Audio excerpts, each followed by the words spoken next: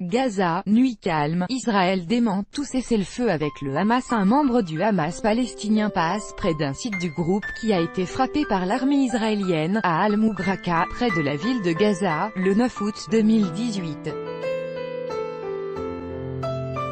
Reuters, Mohamed Salem. Il n'y a plus de roquettes du Hamas et ni de raids israéliens dans le ciel de Gaza depuis la nuit de jeudi 9 août.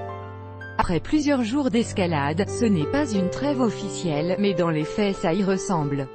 Pourtant, le gouvernement israélien n'a pas confirmé le cessez-le-feu et parle plutôt d'accalmie. Le bilan s'élève à 3 morts et 18 blessés côté palestinien et 1 blessé côté israélien. Avec notre correspondant à Jérusalem, Michel Paul, un haut responsable israélien dément l'existence d'un cessez-le-feu avec le Hamas. Côté israélien, on se contente de proclamer qu'en échange d'une accalmie, Israël répondra par l'accalmie. Et de fait sur le terrain, le calme a été observé pendant la nuit du jeudi 9 août.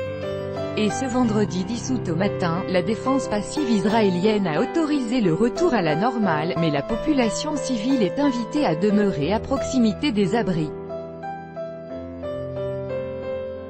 Hier, le cabinet israélien de sécurité avait ordonné à l'armée de continuer avec toute force les frappes dans la bande de Gaza, mais une source politique a toutefois reconnu que les contacts indirects entre Israël et le Hamas se poursuivaient.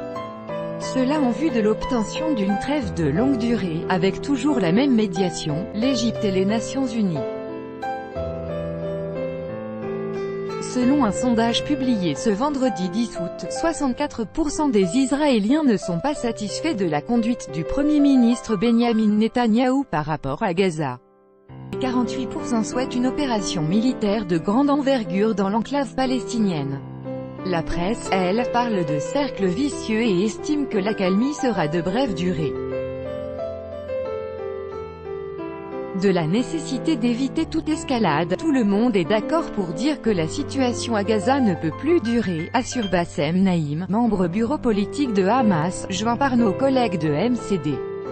Et qu'elle risque d'exploser d'un moment à l'autre. On est donc convenu de la nécessité d'éviter toute escalade et de trouver une solution au désastre humanitaire dans lequel vivent les Gazaouis, mais les discussions butent sur les modalités d'application. Plusieurs points d'achoppement persistent. Le premier est le prix politique demandé au Hamas pour arriver à un accord. Le deuxième est la nécessité de séparer le volet des prisonniers politiques de celui de la situation humanitaire de Gaza. Et le troisième point de désaccord, qui est le plus complexe, concerne les délais et le timing pour la levée de l'embargo. Les tergiversations israéliennes ne sont pas acceptables. Nous exigeons la fin immédiate et sans condition de l'embargo sur Gaza.